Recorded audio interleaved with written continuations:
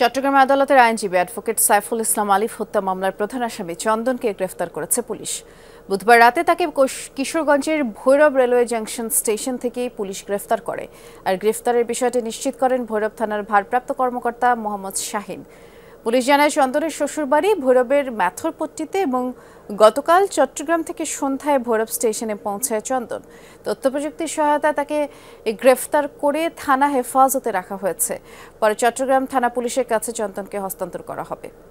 ২৬ November চট্টগ্রামে আইনজীবী সাইফুল ইসলাম আলিফকে হত্যা করা হয়। সে ঘটনায় আলিফের বাবা কোতোয়ালি থানায় ৩১ জনের নাম উল্লেখ এবং অজ্ঞাত ১০ থেকে ১৫ জনকে আসামি করে মামলা করেন। সেই মামলার প্রধান আসামি চন্দন।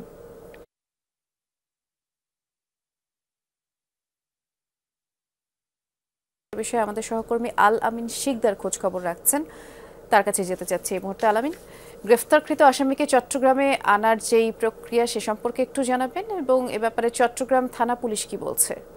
শ্রীলঙ্কা আবারও রপ্তানিতে শীর্ষে।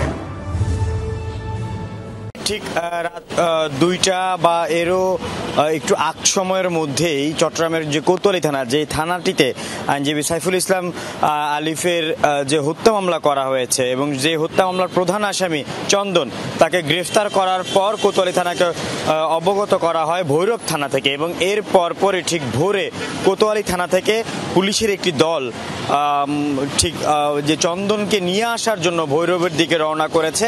তারা এখন পর্যন্ত ভৈরবে পৌঁছায়নি এবং সেখানে পৌঁছানোর পর ভৈরব থানা পুলিশ চন্দনকে কোতোয়ালি থানা পুলিশের কাছে হস্তান্তর করবে এবং তারা চট্টগ্রামের কোতোয়ালি থানায় নিয়ে আসবে এবং তাকে জিজ্ঞাসাবাদ করবে।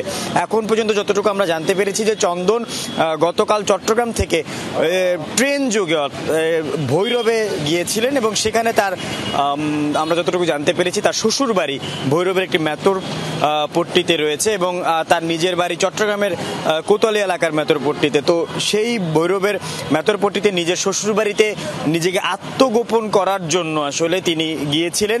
তবে তার ট্রেনটি ঠিক আমরা যতটুকু জানতে পেরেছি সন্ধ্যা ৭টা থেকে ৭:৩০ নাগাদ ভৈরবে পৌঁছায়।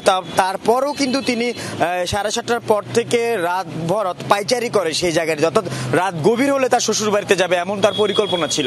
তবে এই যে তার ঘোরাফেরা সেটা সন্দেহজনক মনে হওয়ার পরেই পুলিশ তাকে আটক করে। ধন্যবাদ, আপনি বিস্তারিত জানাচ্ছিলেন।